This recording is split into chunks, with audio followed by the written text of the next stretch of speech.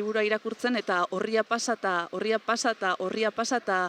hitzak nun daude ez, nun hasten da kontakizuna, eta dagoeneko kontakizuna hasia dago, eta kontakizuna zurea da esateko modua da irakurleari. Bestetik bada pixkat deseroso sentiarazteko modu bat ere ez, isilunek, zuritasunek, txuriunek, deseroso sentiarazten gaituztenik zer egingo dut honekin.